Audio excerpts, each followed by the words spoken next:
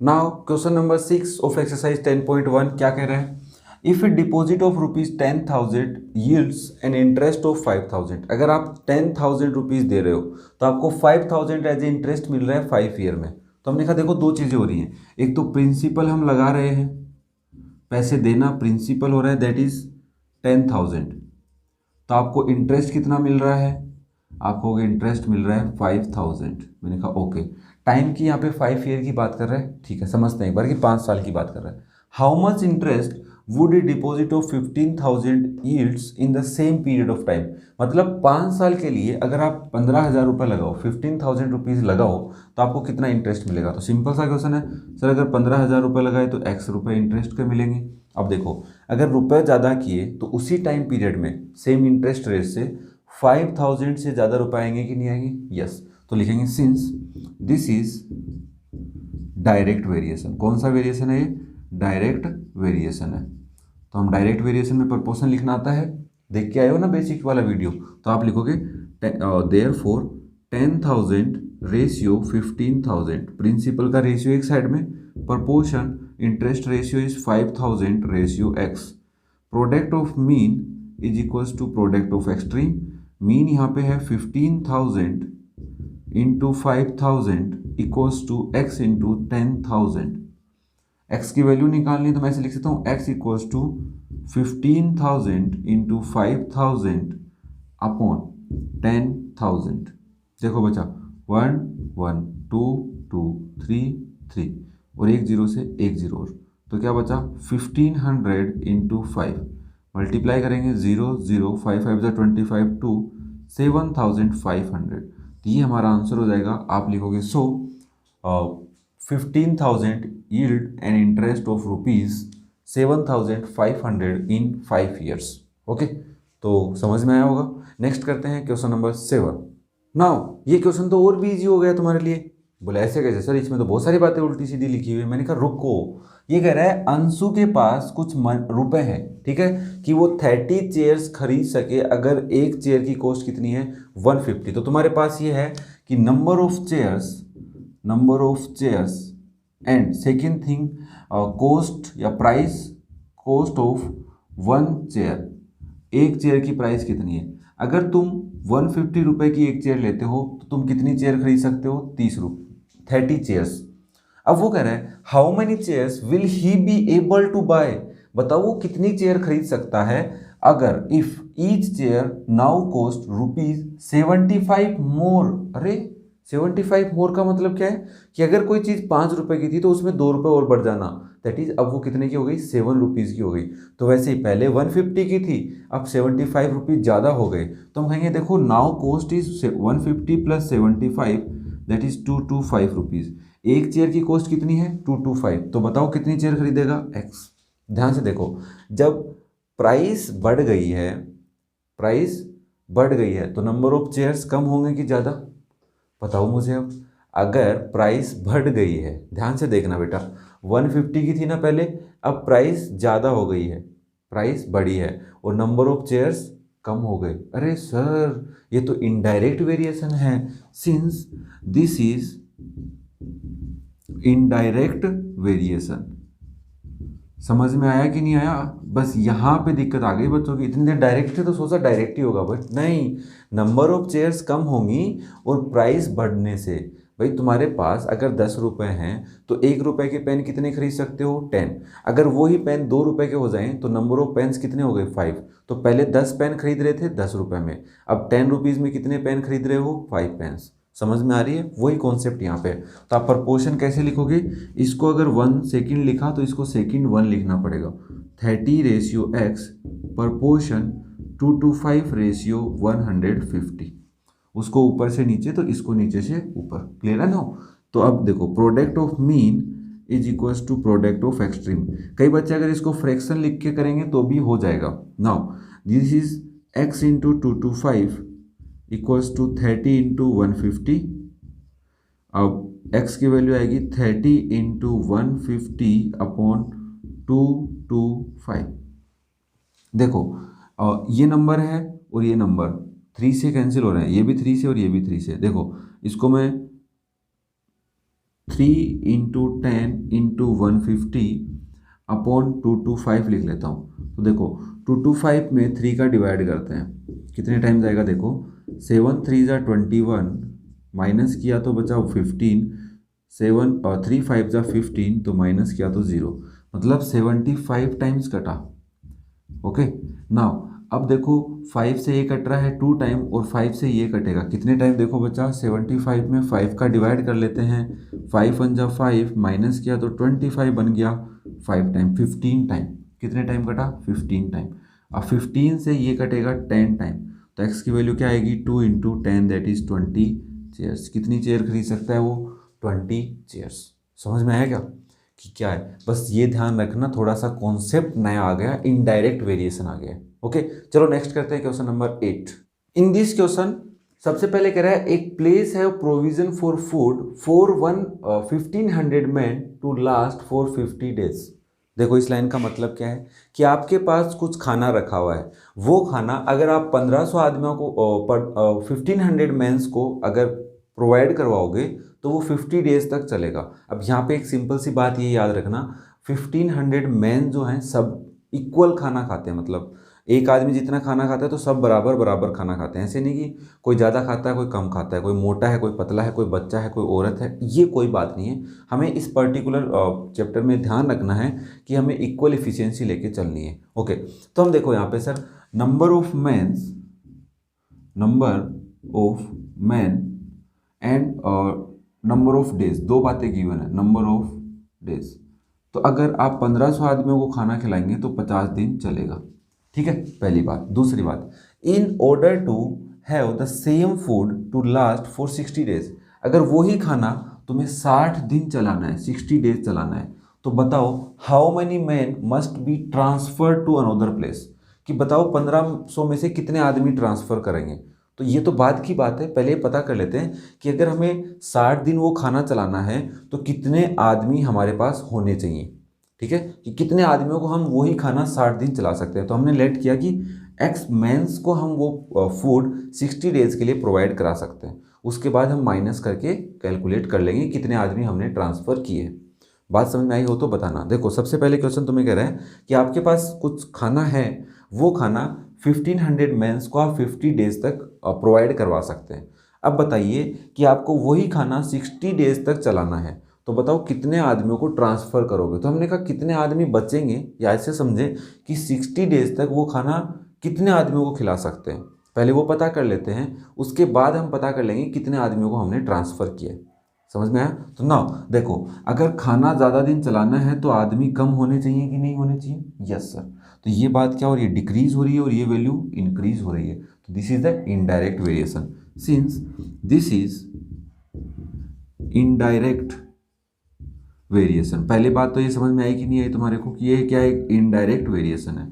तो देयरफॉर हम लिखेंगे 1500 रेशियो एक्स प्रपोर्शन 60 रेशियो 50। अब product of mean equals to product of extreme करेंगे, तो प्रोडक्ट ऑफ मीन में लिखोगे x into 60 is equals to 1500 into 50।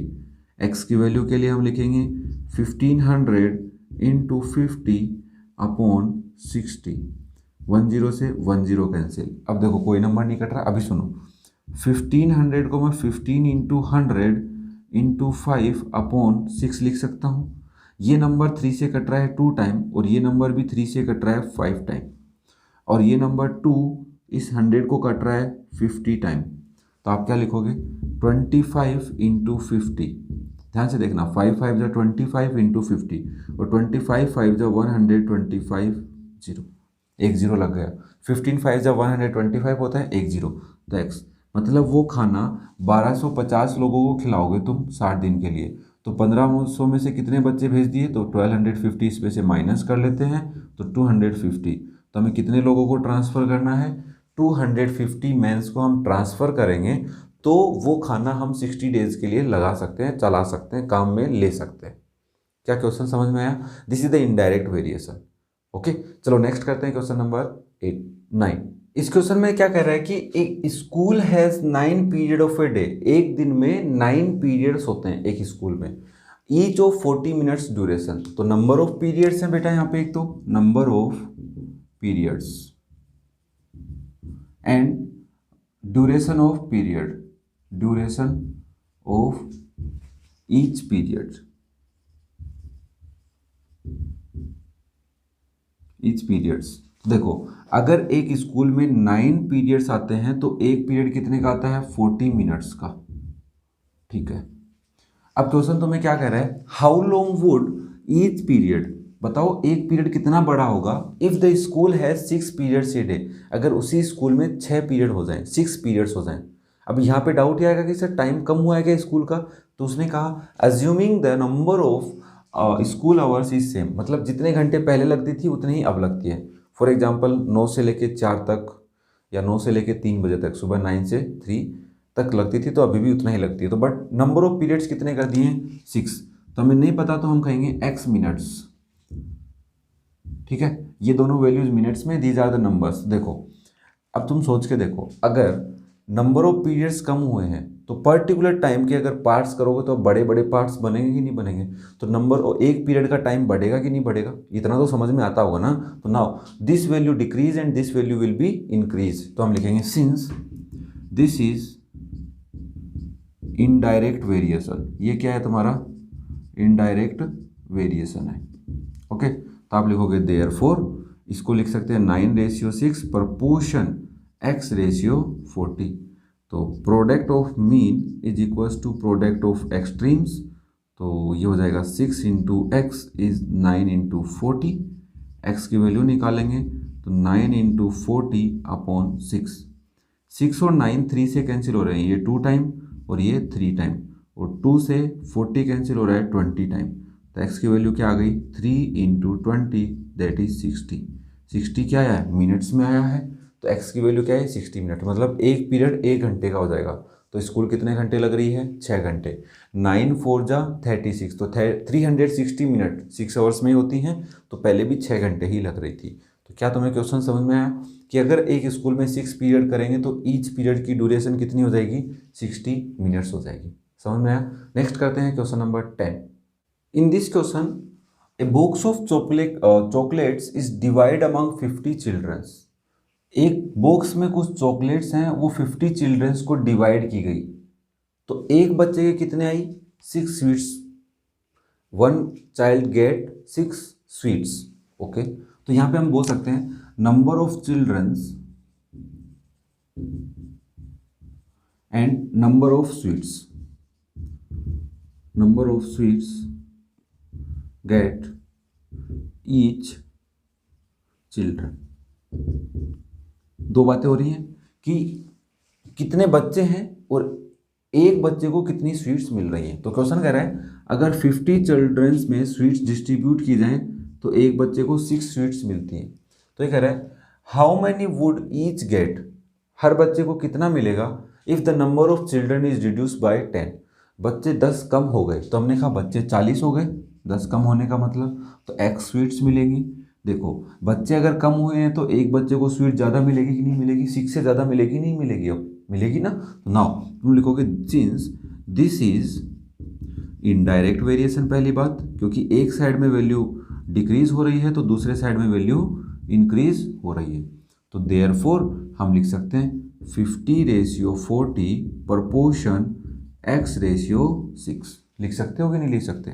Now you can write product of mean is equals to product of extremes, तो आप क्या लिखोगे 40 into x equals to 50 into 6, product of extreme product of mean, x is equals to 50 into 6/40, 0 से 0 cancel, 3 2 से cancel कर लिया, तो ये आ गए 15/2 दैट इज 7.5। अब कई बच्चे कहेंगे अच्छा 7.5 कैसे डिस्ट्रीब्यूट करोगे, तो मैंने कहा ये क्वेश्चन की थोड़ी सी प्रॉब्लम है, यहाँ पे हाफ तो नहीं करेंगे बट चलो क्वेश्चन समझते हैं, वहाँ तक समझ में आ रहा है कि 7.5 स्वीट्स ईच चिल्ड्रन को मिलने वाली है। क्या आपको क्वेश्चन समझ में आया, कोई डाउट रहा है तो कमेंट करके मुझे ज़रूर बताना। और आपने अगर पहली बार वीडियो देख रहे हैं, चैनल पे पहली बार आ रहे हो, सब्सक्राइब कर सकते हो चैनल को, लाइक भी करना है और शेयर भी करना है अपने दोस्तों के साथ। ओके, पक्का करोगे। चलो नेक्स्ट करते हैं question number 11। In this question, a factory requires 40 machines to produce a given number of items. एक फैक्ट्री है जिसमें अगर 40 मशीन्स हों तो कुछ आइटम्स उसको बनाने हैं। कितने बनाने हैं इससे कोई मतलब नहीं है, बट कुछ आइटम्स अगर वो बनाना चाहे तो वो 60 डेज में कंप्लीट कर सकती है। तो हमारे पास दो चीज़ें हैं यहाँ पे। First one is number of machines, machines के कितने नंबर हैं, एंड नंबर ऑफ डेज। दो बातें बता रहा है, number of days for produce number of items. तो नाउ अगर आपके पास 40 मशीन्स हैं तो आप वो वर्क 60 डेज में कर सकते हो। Okay, if how many machines would be required, तुम्हें कितनी मशीनें और चाहिए या कितनी मशीनें चाहिए, okay, to produce the same number of items in 50 days. जितने आइटम वो मशीनें 40 मशीन बनाती तो 60 दिन में बनते ना, वही आइटम तुम्हें 50 दिन में बनाने। तो मशीन कितनी चाहिए, एक्स मशीन चाहिए। उसने ये नहीं कहा कितनी एक्स्ट्रा मशीन चाहिए, ध्यान से सुन लेना यहाँ पे, हाउ मेनी मशीन्स, कितनी मशीन चाहिए ओनली। एक्स्ट्रा पूछता तब क्वेश्चन अलग बनता, तो जो एक्स की वैल्यू आती और इन दोनों का डिफरेंस जो आता वो आंसर आता बच्चा। बट अभी एक्स्ट्रा नहीं बोला है, वो तुमसे पूछ रहा है कितनी मशीन्स चाहिए। तो हम कहेंगे देखो, अगर कोई काम कम डेज में करना है, सेम वर्क, तो कम डेज में करने के लिए आपको मशीनें ज़्यादा चाहिएंगी कि कम, ज़्यादा चाहिएंगी। तो this is the number of machine will increase but the number of days will decrease. Now decrease ना, तो हम बोल सकते हैं यहाँ पे वैल्यू डिक्रीज हो रही है, इधर वैल्यू इंक्रीज होगी।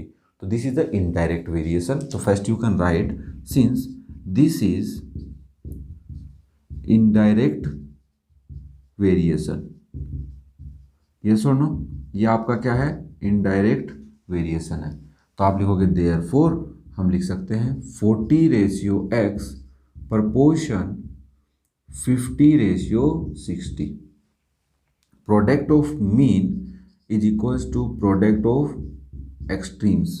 तो you can write x into 50 is equals to 40 into 60।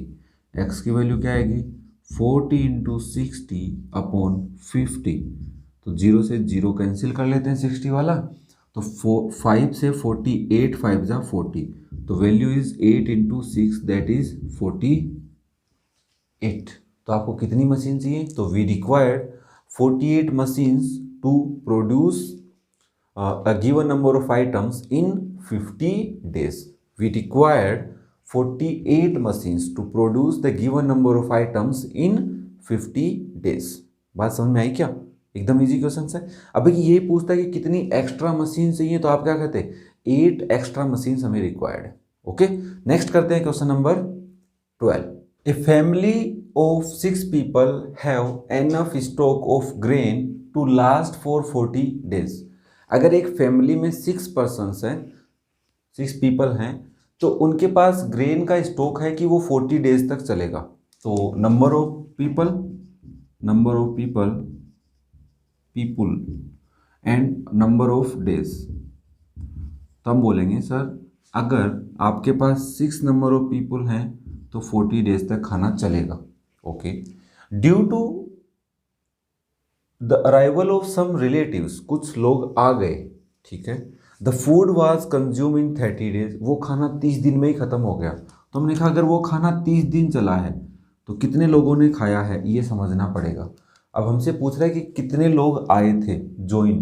तो देखो थोड़ी देर पहले पूछ रहा था ना, मैं तुम्हें बता रहा था लास्ट में 8 आया था, वो वाला कॉन्सेप्ट है। तो हम पहले पता कर लेते हैं कि वही खाना 30 दिन में कितने आदमी खा जाते, फिर हम कहेंगे दोनों का डिफरेंस हमारा आंसर हो जाएगा कि उतने लोग आए थे।